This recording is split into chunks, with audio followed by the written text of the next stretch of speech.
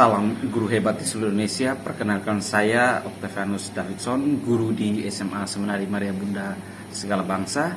Pada kesempatan ini saya akan membagikan video aksi nyata saya terkait kegiatan penguatan kompetensi penggerak komunitas belajar di sekolah penggerak dan guru penggerak terkait implementasi kurikulum merdeka jenjang SMA.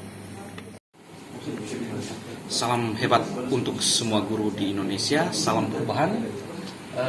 Dari hasil refleksi kelompok kami terkait proyek P5, kelompok kami menemukan ada beberapa hal terkait dengan pelaksanaan proyek P5.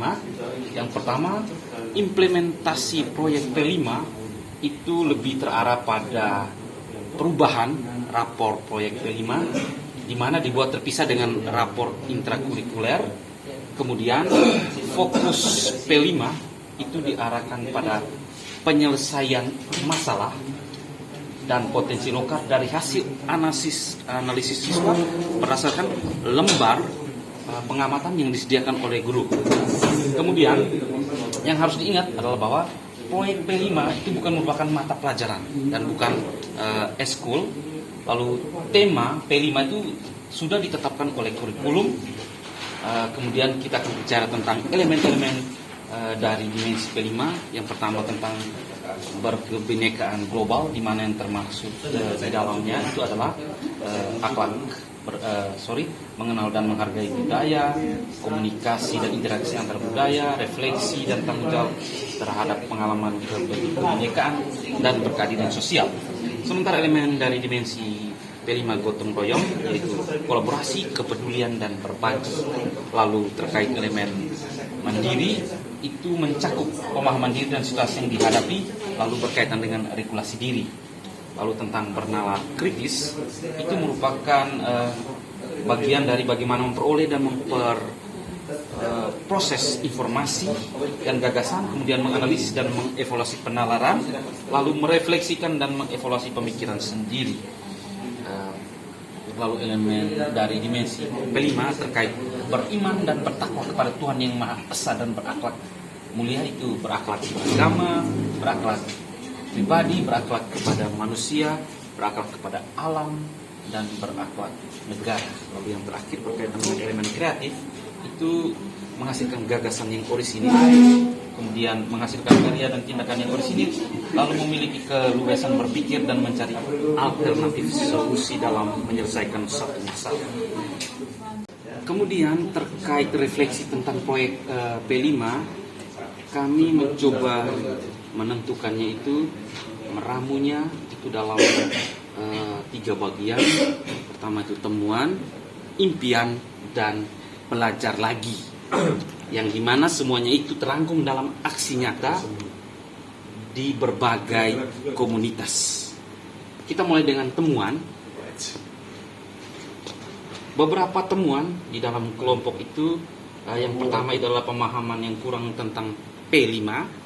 Kemudian dalam proses pengimplementasian P5 itu banyak jam kosong, sehingga proses P5 itu tidak berjalan secara efektif. Lalu P5 itu masih berorientasi pada produk, sementara yang diharapkan itu adalah proses.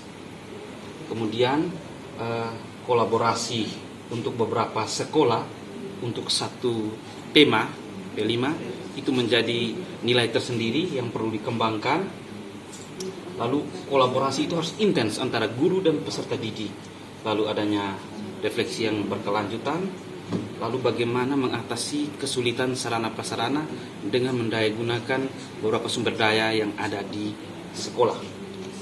Kemudian dalam kaitan dengan implementasi proyek P5 ini juga masih ada beberapa rekan sejawat yang masih bersikap kurang mendukung, dalam artian masih acu dan kurang mau terlibat.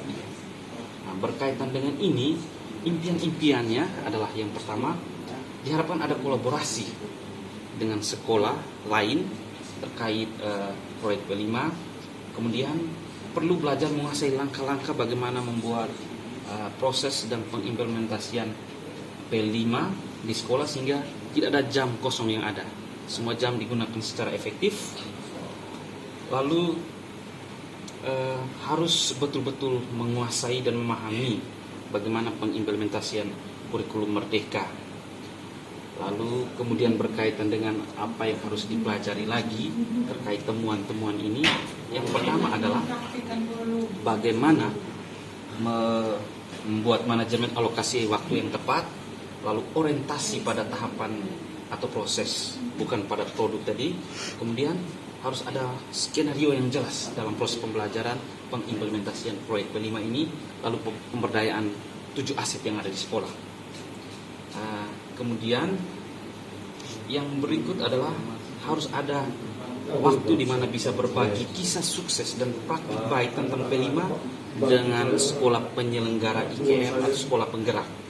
Intinya bahwa proses ini bisa dilakukan kalau setiap guru yang ada di dalamnya itu terus belajar dan belajar terus. Semangat! Demikianlah video aksi nyata saya. Semoga video ini bisa menjadi inspirasi dan membantu kita untuk menjadikan pendidikan di Indonesia semakin maju. Salam guru hebat.